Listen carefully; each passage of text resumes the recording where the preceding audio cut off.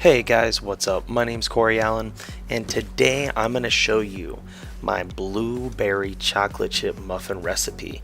So the first thing that you're going to want to do is you're going to want to go in and preheat your oven to 400 degrees and then pour a cup and a half of flour into a pretty decent sized mixing bowl.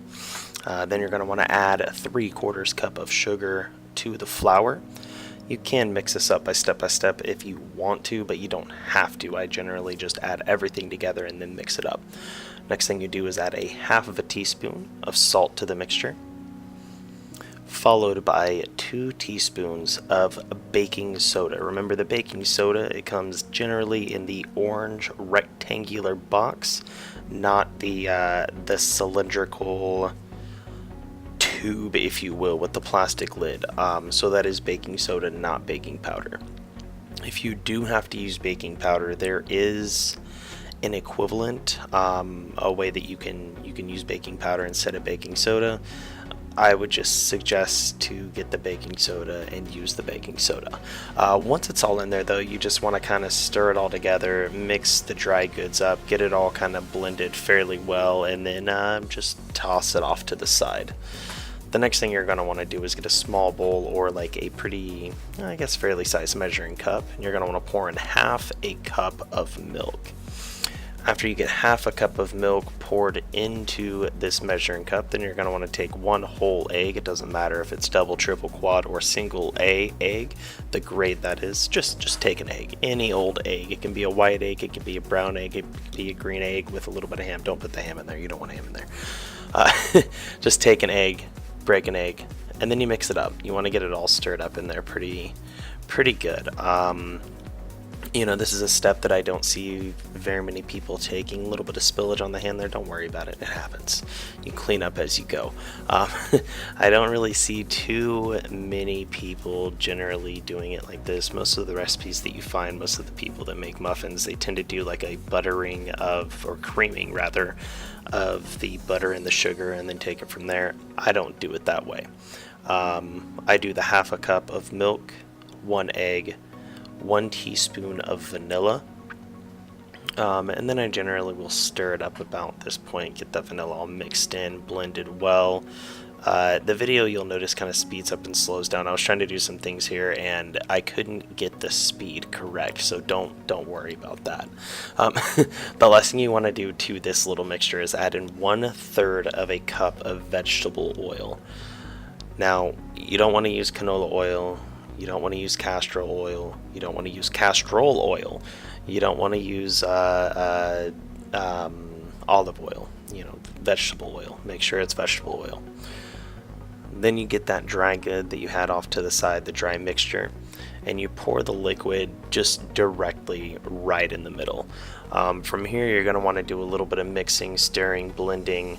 You don't want to mix it too much. You don't want to overblend it. I know that some people consider that an old wives' tale, but trust me, I've been cooking for, oh wow, what has it been now? Almost 15 years. I've been a chef, so, well, off and on. I got my certification almost 15 years ago. It does make a difference. You can definitely overblend, you can definitely overstir, especially when it comes to something like this. A prime example is tamales. Tamales are one of those things that in order to get the masa to set correctly, you really have to kind of stir it a lot more and blend it a lot more than people expect. That's why most of the time, if your masa's coming out way too thin when you're making tamales, stir it some more. Just stir it some more. But that's for a complete other video. So you mix it all together, get a nice solid stir. As you can see, I mixed it together a little bit with a fork, made sure it was all good and nice and creamy with the cake spatula.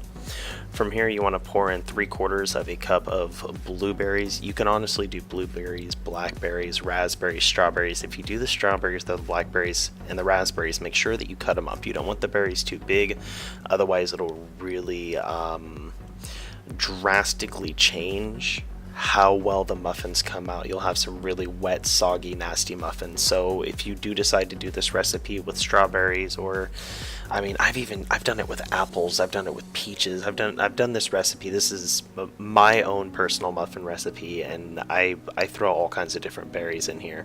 Sometimes I won't use the chocolate chips and I'll just double up on the berries. The main thing that you want to remember is you want about a cup and a half to almost 2 cups of whatever you're going to put in here, be it chocolate chips. If you're going to use chocolate chips, don't overdo it. I would suggest about a cup and a half total of chocolate chips.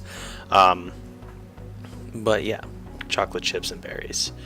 From here, you want to pull out your cake pan that is lined with your cookie liners. This is where it was all speeding up and stuff, and it got a little bit interesting.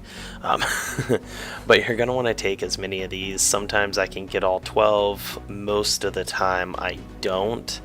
I figure you guys probably don't want to sit here for the next 5 minutes and watch me pour these, so I'm going to do a nice quick little transitional jump cut skip to the loo, my darling, right towards the end.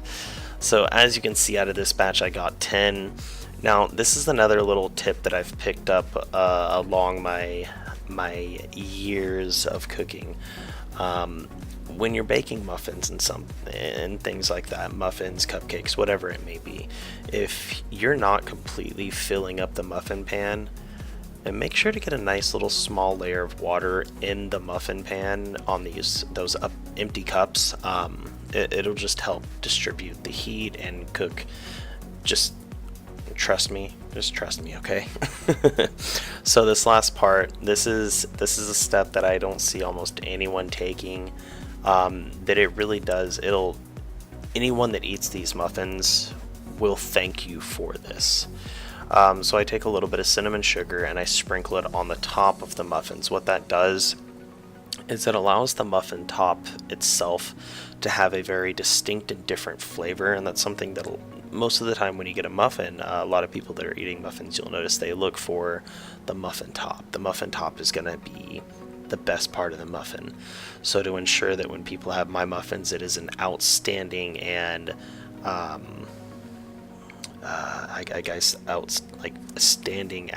outstanding in the sense of like it stands out. It's a prominent flavor. In the muffin top is that cinnamon sugar sprinkled right on top. So the next thing you're gonna want to do is take the muffins, you throw them in here for 22 minutes exactly at 400 degrees. Now, a long time ago, I was working in a deli, and I worked with this gentleman, and he was my manager, and he told me, he's like, hey, listen, when you bake something, you do not ever open up the oven in the middle of baking it. You'll ruin it, you'll scare the cookies, and they'll go flat.